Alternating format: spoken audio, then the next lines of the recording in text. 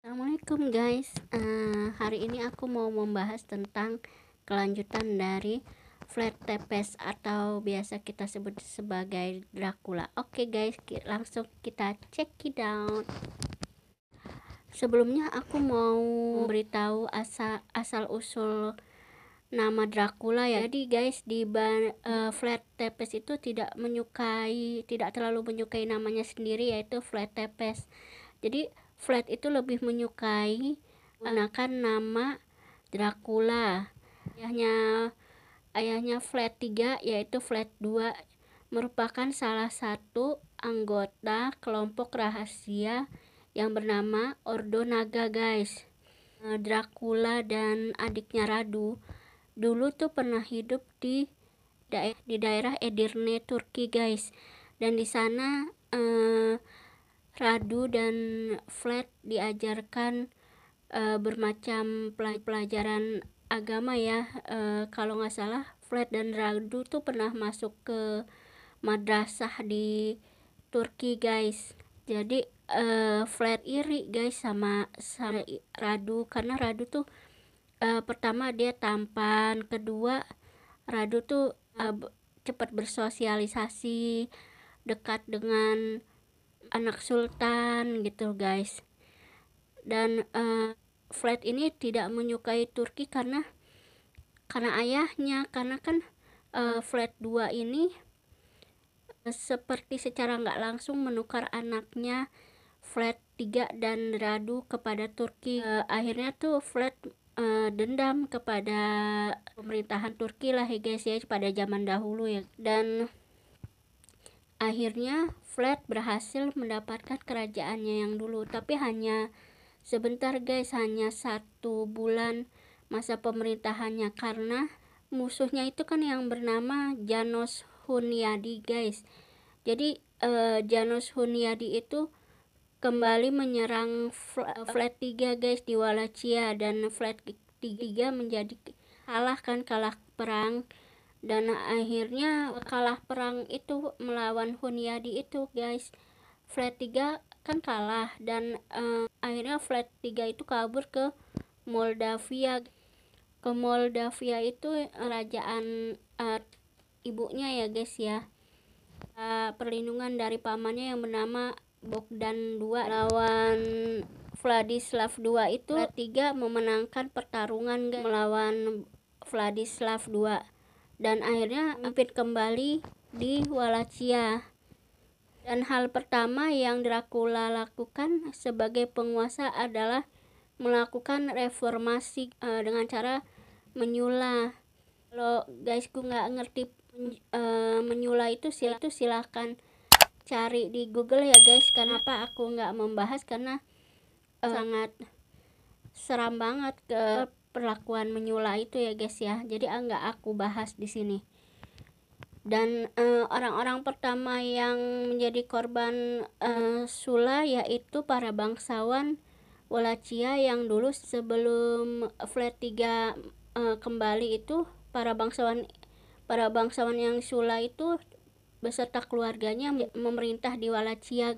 Sebenarnya bangsawan yang di Sula itu kan banyak memiliki tanah ya guys. Nah, tanahnya itu dibagi-bagiin sama para petani yang setia sama Vlad Dracula guys. Dan para bangsawan yang selamat dalam penyulaan itu segera melarikan diri atau bungkam guys. Nggak berani lah itu hal-hal yang buat Dracula marah atau akan dihukum gitu loh guys ya. Jadinya para bangsawan itu lebih baik bungkam dan kayak nggak masa bodoh lah dengan kejadian penyulaan itu guys. Yang penting dia aman dan beserta keluarganya gitu guys.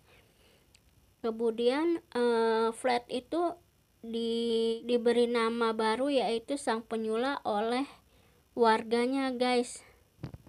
Dan semenjak itu Vlad memperketat semua peraturan di Wallachia untuk menjamin pemerintahannya, dan juga Vlad memperlakukan hukuman berat bagi pelaku kejahatan, dan ini tentunya membuat negara Wallachia atau daerah Wallachia ini menjadi daerah yang sangat aman guys, karena orang-orang takut akan hukuman berat ya, seperti contohnya di Sula itu guys ya.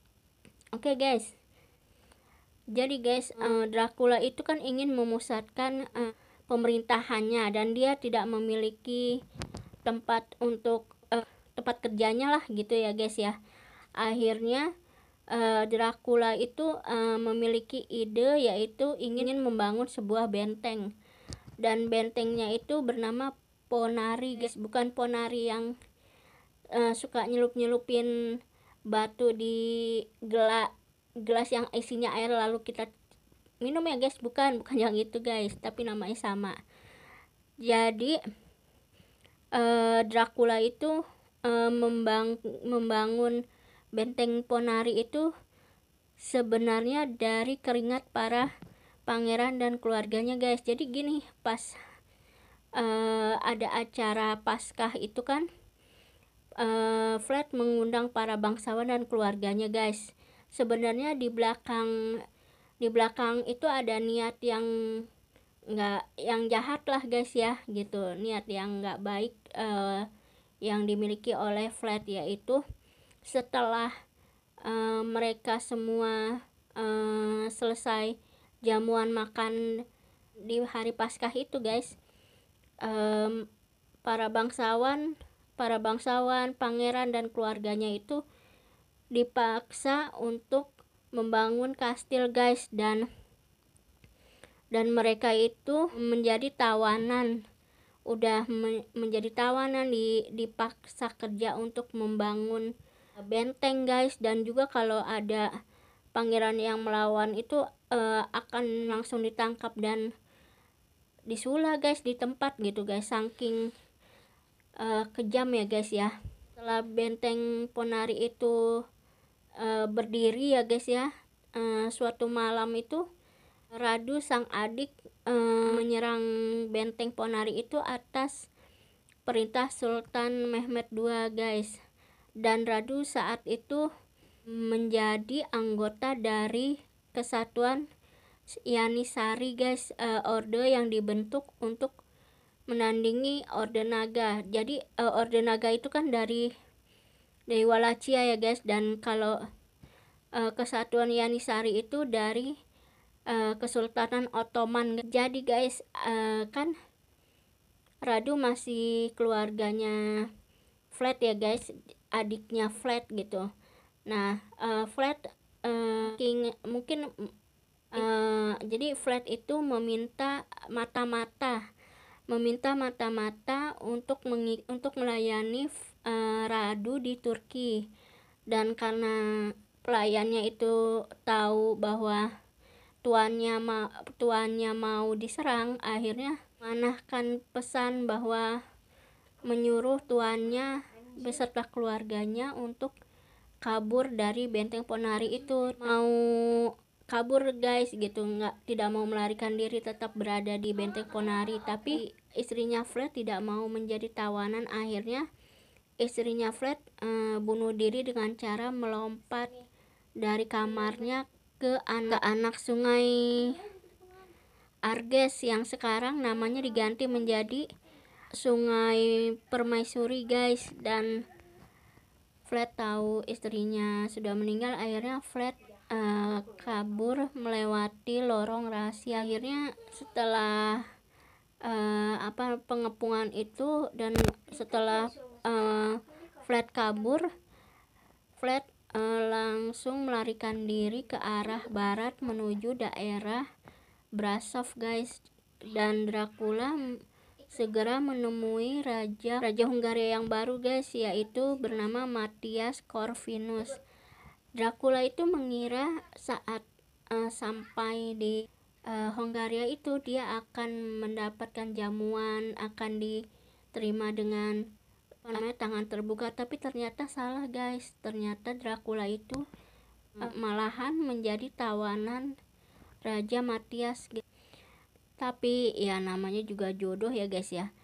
Jadi di saat menjadi tawanan itu, Dracula bertemu dengan keponakan Raja Matias yang bernama Ilona Silagi.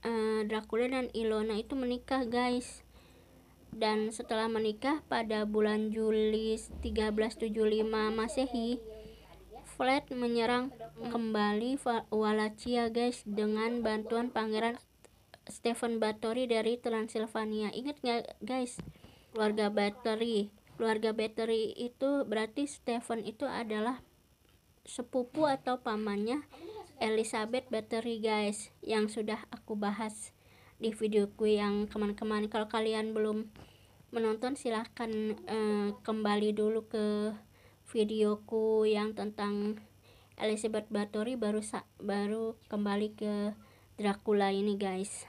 Dan juga Dracula juga dibantu oleh Pangeran Stephen the Great dari Moldavia guys. Jadi ada dua yang membantu Vlad Dracula, yaitu Stephen Batory dan juga Stephen dari Moldavia. Jadi dua-duanya namanya Stephen guys yang ngebantu Vlad. Akhirnya Vlad itu memerintah untuk yang kedua kalinya guys. Dan ternyata aku nggak tahu ya ini Stephen yang mana, mungkin Stephen Batory mungkin ya guys ya. Stephen itu meninggalkan Dracula dan mengurangi banyak pasukan di Wallachia guys, dan akhirnya Vlad menghabiskan waktunya di gereja Snagov, dan jika meninggal Dracula ingin dimakamkan di gereja Snagov guys.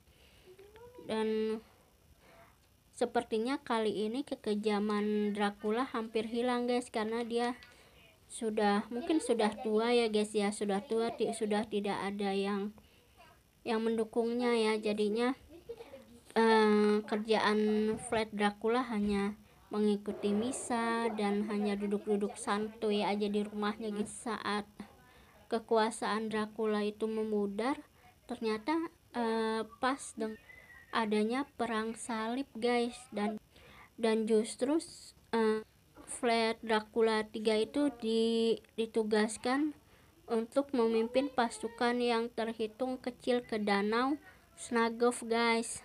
Dan pada bulan Desember tahun 1476 akhirnya Vlad meninggal dunia dalam perang.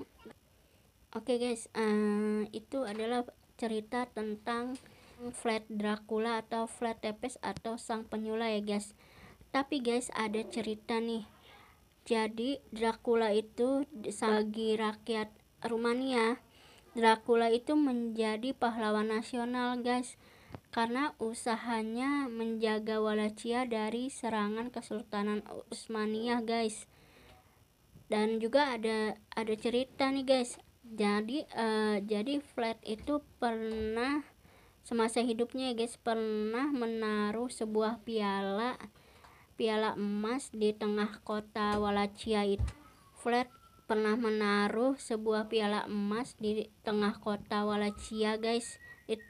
Dan untuk menjaga kejujuran rakyatnya guys, piala itu berisi air guys, dan dimana semua orang boleh minum asalkan jangan memindahkan piala itu atau membawa pulang lah guys ya, membawa pulang piala itu ke rumahnya. Dan itu adalah cara Dracula mengajarkan kejujuran kepada rakyatnya, dan itu membuat Dracula dipandang bijaksana oleh rakyat Rumania zaman itu guys. Nggak tahu ya kalau sekarang guys. Dan kalau teman-teman dari Rumania ya, mungkin aja ada yang nonton dari luar negeri gitu ya, yang berasal dari Rumania, silahkan komen ya guys ya. Oh ya, jadi kesimpulannya gini guys, walaupun kan kita tahu Vlad itu apa ya, sadis ya guys, sadis, kejam, tapi di balik kekejamannya itu Vlad ada sifat yang baiknya ya juga, yaitu mengajarkan rakyatnya untuk berlaku jujur gitu guys. Mungkin semasa hidupnya Vlad itu jujur mungkin ya guys ya, jadinya dia ingin rakyatnya semuanya itu menjadi jujur seperti dirinya. Oke guys, di sini akhirnya cerita tentang Vlad Tepes atau Dracula atau sang penyula ya guys ya. Kalau kalian ada komen atau ada ide, silahkan komen di kolom komentar atau datang ke IG ku. Terima kasih sudah meluangkan waktunya untuk mengklik dan menonton video ini, dan aku ucapkan banyak terima kasih ya guys ya. Dan jangan lupa aku juga meminta selalu supportnya untuk subscribe, like, comment, share, dan tekan tanda loncengnya. Oke guys, aku ucapkan banyak terima kasih dan assalamualaikum warahmatullahi wabarakatuh.